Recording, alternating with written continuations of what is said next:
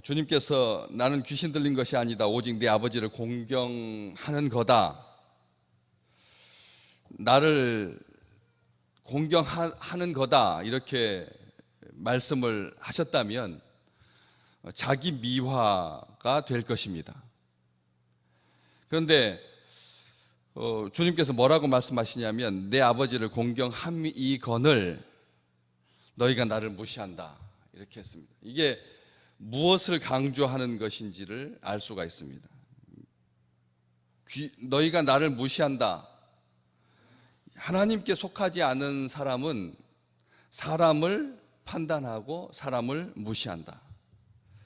그래서 주님께서 나는 귀신 들린 것이 아니다 라고 항변하는 거나 아니면 아버지를 공경한다라고 그렇게 자기를 미화하거나 합리화하지 아니하고 너희가 나를 무시한다. 하나님께 속하지 않은 사람의 하나님께 속하지 않은 증거를 현상을 주님께서 말씀하고 계십니다. 그러면서 하나님께 속한 사람은 첫 번째는 하나님께 속한 사람은 하나님의 말씀을 듣고 두 번째는 하나님을 공경하고 그리고 세 번째는 하나님께 속한 사람은 자신의 영광을 구하지 않는다. 이 세 번째가 굉장히 중요한 것이죠. 하나님께 속했다라고 하는 것은 하나님의 말씀을 듣는 자이고 하나님께 속했다라고 하는 사람은 하나님을 공경하는 사람인데 이 공경이라고 하는 표현이 육신의 부모에게는 해당되지만 하나님께는 쓴 사람이 없었습니다. 우리가 하나님께 무슨 말을 먼저 쓰냐면 하나님께 영광을 먼저 쓰죠. 하나님께 영광이라고 하는 말씀이 훨씬 더 합리적이고 그리고 자연스럽습니다. 이 세상에 존재하는 모든 신을 섬기는 사람들은 자기 신을 섬긴다라고 말하고 자기 신에게 영광을 돌리려고 합니다. 그렇기 때문에 신에게 합당한 말은 영광이지 공경이 아닌 거죠. 공경이라고 하는 말은 굉장히 친근하고 공경이라고 하는 말은 사실 자기 육신의 부모 외에는 사회적인 부분에 있어서도 공경한다라고 하는 말은 그냥 교육적인 차원이지 그리고 의식적인 차원이지 자기 부모를 공경하지 못하면 사회의 어른들을 공경한다 분위기가 이런 말로 합리화하기 쉽습니다. 공경이라고 하는 이 말은 하나님께는 잘 안 쓰는 표현입니다. 그런데 우리 주님은 그것부터 먼저 말씀하셨습니다. 하나님께 속한 사람은 하나님의 말씀을 듣는다. 하나님의 말씀을 듣고 또 그 하나님 말씀해 주시는 하나님을 공경한다. 이렇게 말씀하셨습니다. 공경이라고 하는 말은 굉장히 친밀하고 공경이라고 하는 말은 굉장히 관계적인 표현입니다. 그 다음에 그 공경이라고 하는 말의 그 친밀감과 관계적인 표현 그것보다 훨씬 더 우리가 선호하는 용어가 영광인데 우리 주님은 그것을 세 번째로 두고 있다는 거죠.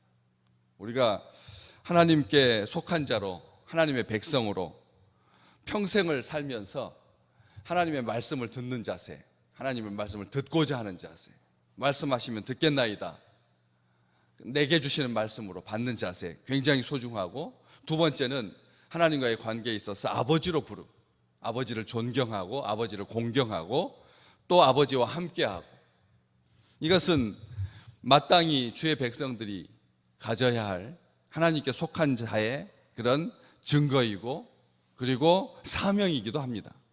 그런데 이 세 번째 나는 내 영광을 구하지 아니한다 라고 하는 이 말씀은 약속이 있습니다. 하나님의 영광을 구하는 다른 것은 말씀을 듣는다 그리고 공경한다 라고 하는 걸로 끝나지만 서술로 끝나지만 선언으로 끝나지만 세 번째 하나님께 속한 증거는 약속이 있다고 하는 차원에서 굉장히 중요한 것입니다. 약속이 있습니다. 뭐냐면 구하고 판단하시는 이가 계시다. 이게 구하고 판단하는 이가 계신다. 그냥 하나님에 대한 어떤 이 서술적인 차원인 것 같은데 이것은 가만히 보면 굉장히 귀한 약속입니다. 내가 내 영광을 구하지 않는다. 그러니까 자기 자신을 향하고 있는 것 같은데, 내가 내 영광을 구하지 않는다라고 하는 말이 이게 하나님을 제대로 보게 하는, 하나님이 어떤 분이지, 내 영광을 안 구할 때, 내 영광을 내려놓을 때, 내 명성에 연연하지 않을 때 하나님이 어떤 분이신지가 드러나게 된다는 거예요. 그래서 하나님께 영광이 되는 겁니다. 이게 이 50절 말씀은 굉장히 귀한 말씀입니다. 중요한 말씀이기도 하고요. 사람들은 자기의 영광을 구하기 위해서 평생을 삽니다. 자기의 영광이라고 하는 말이 나에게 쓸 수 있다. 가문의 영광입니다. 요즘 이런 식으로 표현을 하곤 하는데, 저의 영광입니다. 이런 말은 잘 안 쓰죠. 영광이라고 하는 말은 하나님께 속한 단어이기 때문에 자기한테 잘 안 붙이는 단어입니다. 대신 대체 용어로 어떤 말을 자주 씁니까? 사람에게 쓸 때는 자기에게 영광이라고 하는 표현보다는 명예, 자존심, 명성, 자존감, 위신, 체면, 평판, 인기, 아주 그것을 대체하려고 하는 많은 단어들이 있습니다. 그런데 그것은 다 소급해 보면 영광을 향하고 있는 거죠. 자신의 영광입니다. 자기의 명성이기도 하고, 자신의 인기이기도 하고, 자신의 위신이기도 하고, 자신의 평판이기도 하죠. 사람들은 그런 영광을 얻기 위해서 필요하다면 모든 것을 다 투자할 만큼 굉장히 악착같이 챙기는 것이 자기의 명성입니다. 자기의 영광입니다. 또 노력하기도 합니다. 그래서 어떤 사람은 얻기도 하고 어떤 사람은 못 얻기도 하죠. 영광을 얻는다라고 하는 것, 이게 어떤 좋은 차원에서만 해당되는 경우도 있지만 또 악명 높은, 그래서 악적으로, 나쁜 쪽으로 그렇게 이 명성을 얻는 사람도 있습니다. 그렇죠.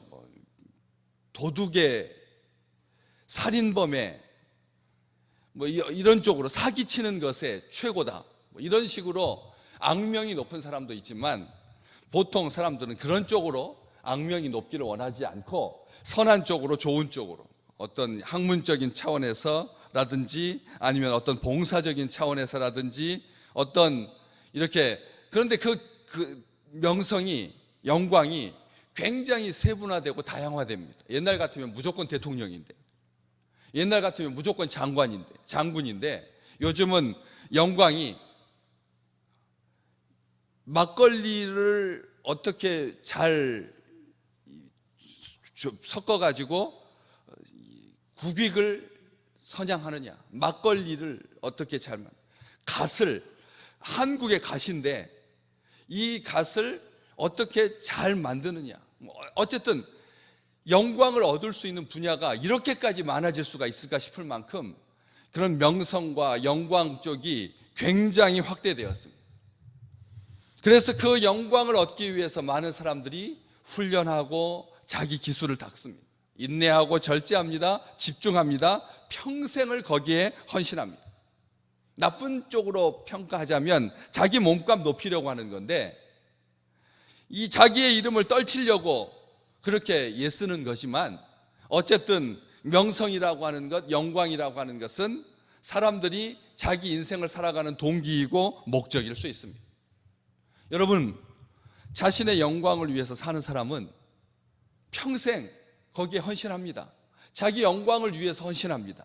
그것도 아름다운 일입니다. 칭찬받을 일입니다. 그런데 그렇게 영광을 얻기까지의 과정은 아름다운데, 또 영광을 얻기 초기는 굉장히 스포트라이트를 받는데, 조금 그 영광을 얻는 즉시 그것과 많이 떨어지지도 않고 10년 뒤에, 20년 뒤에 끝모를 추락을 했다, 이런 것들은 역사 속에서 충분히 검증할 수 있는데, 그렇게 20년까지 가는 영광이 여러분 몇 건이나 있던가요? 우리 요즘 뭐 미투 운동 해가지고 온 나라가 그냥 들썩들썩했죠. 최고의 명성을 가진 자, 최고의 영광을 가진 자, 그 사람 앞에 서면 사람들이 몸둘 바를 모르는, 그 사람한테 배워야 하고 그 사람의 노하우를 전수해야 하고 그 사람의 검증을 받아야 그 바닥에서 먹고 살 수가 있으니까. 그런 영광 앞에 사람들이 고개를 조아리고 무릎을 꿇고 자기 몸을 만지는 것을 어떻게 반항할 수 없었던, 그래서 그런 일들이 10년이 지날 때까지 그냥 수면 아래에 있다가 막 본물 터지듯이 터져 나오지 않았습니까? 다시 말하면 자기의 영광은 사람은 감당할 수가 없는 것입니다. 아무리 작은 영광이라도, 요만한 일터에서의 영광일지라도, 요만한 분야에서의 영광일지라도 사람은 자기 영광을 관리하지 못합니다. 왜요? 영광이라고 하는 것은 하나님의 것이기 때문에 그렇습니다. 심지어 우리 주님도 말씀하셨습니다. 나는 나조차도 내 영광을 구하지 않는다. 우리 주님이 말씀하신 겁니다. 우리 주님 마땅히 영광 받으셔야 합니다. 그런데 우리 주님은 그 영광을 자기에게 돌리지 않았다는 거죠. 사람은 영광 받는 순간 그때부터 악이 가만두지 않는다는 것이죠. 사람의 영광은 지속성에 있어서 결코 오래가지 못합니다. 상승하고 확대하고 성숙해가는 그런 영광은 사람의 영광 중에는 없습니다. 전수할 수 있는 영광도 안 됩니다. 자신의 영광이 그 앞에 선대의 영광의 빛 아래서 크고자 하면 그것은 안주가 되고, 그것은 제 세컨드 제너레이션 신드롬에 걸리게 되어 있습니다. 두 번째 세대가 겪는 그 신드롬에 반드시 사로잡히게 되어 있습니다. 덫입니다. 덫입니다. 왜 자기의 영광을 지속하지 못하고 그 영향력을 다음 세대에 아름답게 꽃피우지 못하고, 어떤 것도 고려청자 얼마나 아름답습니까? 그런데 그 다음 세대로 연결하는 것에 취약한 민족이 우리였습니다. 우리는 그걸 압니다. 그래서 놀라운 건축물을 완성한 다음에 많은 역사 속에서 군주들이, 오너들이, 불인자들이 그 사람들을 다 죽였습니다. 왜요? 그 영광이 다음에게 전달되는 것을 두려워서, 자기만이 그 영광을 취하기 위해서 학대하고 폭력했습니다. 사람을 죽였습니다. 우리 주님께서 자기가 영광을 취하지 아니하셨습니다. 그러면서 뭐라고 말씀하시냐면, 구하고 판단하는 이가 계신다, 이렇게 말씀하셨어요. 나는 내 영광을 취하지 않는다. 나는 하나님의 아들이고 하나님과 동등한 분이지만, 동등한 하나님이시지만 나는 내 영광을 취하지 않는다. 그러면서 하시는 말씀이 구하고 판단하는 이가 계신다. 어렵습니다, 말이. 그래서 세번역 성경을 읽어봤습니다. 거기에 이렇게 되어 있습니다. 나를 위하여 영광을 구해 주시고 심판해 주시는 분이 따로 계신다. 아멘. 하나님께 영광을 구하면 나를 위해서 영광을 구해 주시고, 하나님께서 또 심판해 주시는 분이 따로 계신다. 내가 하나님께 영광 돌리면, 나는 면이 아닙니다. 나는 내 영광을 구하지 아니한다. 그러면 하나님께서 나를 위해서 영광을 돌려주시고 나의 영광을 구해주시고 내 심판해 주신 분이다, 이렇게 말하죠. 이게 접속사로 연결되어 있지 않습니다. 조건절이 아닙니다. 내가 하나님께 영광 돌리면 그때부터 하나님께서 움직이기 시작한다. 그러면 하나님은 종속되는 하나님이죠. 우리는 그냥 우리 하나님께 영광을 돌릴 뿐입니다. 이게 주님의 자세입니다. 우리 하나님께 영광을 돌렸습니다. 우리 하나님은 어떤 하나님이시냐? 그런 자에게 영광을 구해주시고 또 심판해 주신다. 왜 영광을 구해 주신다라고 하는 말만 안 쓰고 심판해 주시는 분이 따로 계신다, 심판해 주신다라고 하는 말을 썼을까요? 영광을 주신다, 하나님께서 우리에게 영광스럽게 해주신다. 그러면 우리는 어떻게 삽니까? 이 땅에 사람의 소리에, 사람의 판단에 너무 신경 쓰지 마십시오. 하나님께서 우리에게 영광을 주실 것이니, 하나님께서 주시는 영광은 하나님께서 높이시면 낮출 자가 없기 때문에 그렇습니다. 우리는 연연합니다.